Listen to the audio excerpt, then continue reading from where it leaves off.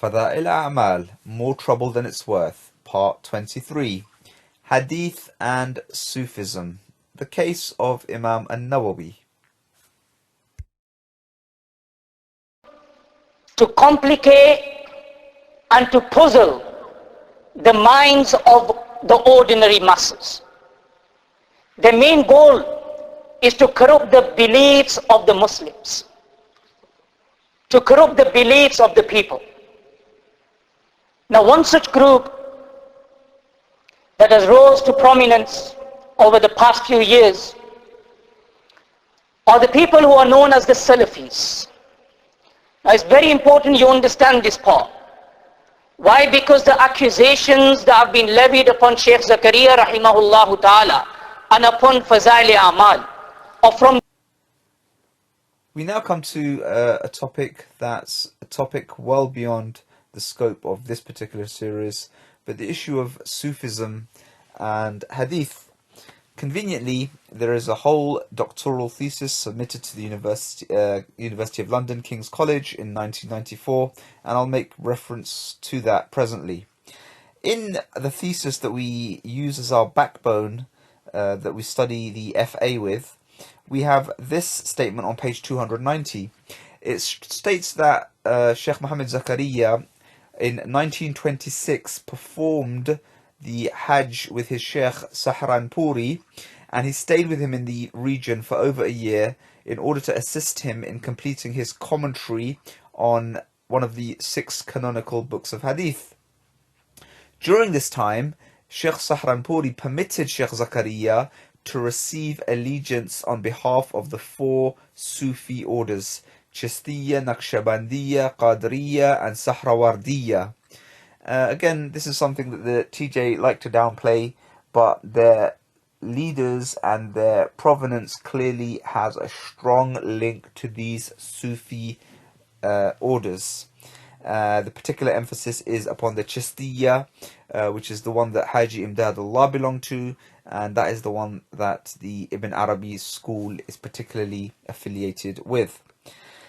Furthermore, I bring this screenshot as well that talks about the general leniency towards use of weak narrations regarding Fada'il A'mal and Targhib wa Tarhib, which is a genre of literature linked to Fada'il A'mal.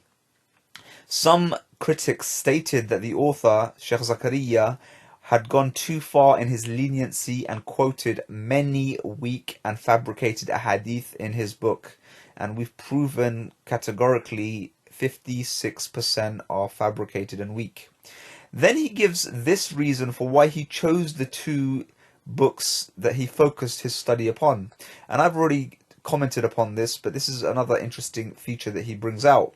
Since Tablighi Nisab, the FA, is a voluminous book consisting of many parts and contains a huge number of hadith, the reason that we chose these 2 sections, Fada'il Namaz and Fada'il Quran, is because we couldn't study the whole of the hadith corpus present in the book.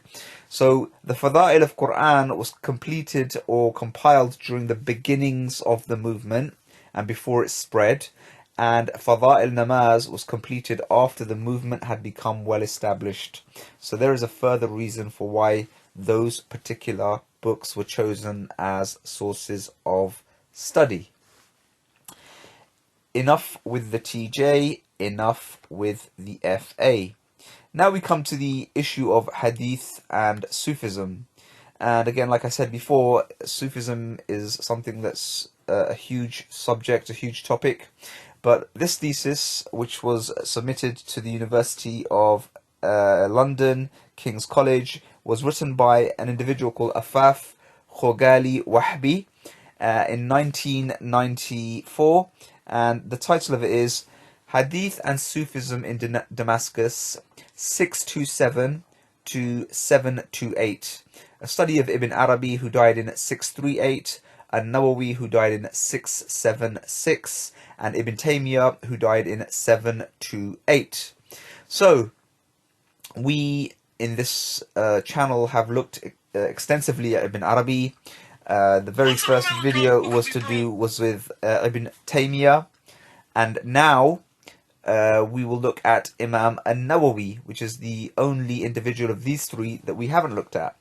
And in looking at them, this thesis is very well written, and it's well worth a read for itself, just for what it says about Sufism and the approaches that these respective scholars had on the topic.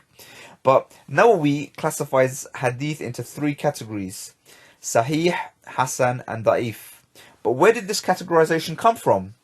It came from a scholar who died in 388 called Al-Tabligh, and he is reported to have claimed that there was consensus of opinion amongst the scholars or the authorities of hadith about it. Another scholar who was closely aligned to Ibn Taymiyyah called Ibn Kathir, who died in 774, criticized Khattabi's classification, and that means he also criticized Nawawi's classification, saying there are only two types, Sahih and Kadhib, the genuine and the false. However, this is a minority opinion, and Jalaluddin As-Suyuti, who died in 911, disapproves of Ibn Kathir's argument, stating that Khattabi's classification of hadith, in which he was followed by a Nawawi, and the majority of hadith scholars, is made in reference to terms of technical hadith nomenclature. So this is clearly the majority opinion. And then this is a really nice, neat summary of exactly what makes a hadith authentic.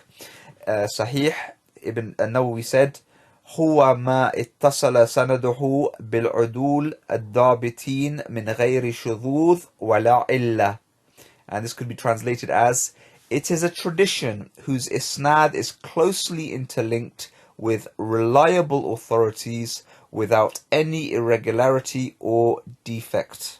And then there is a discussion about what the Hasan hadith, which is a lesser grade of still authentic hadith, but it describes what the Hasan is.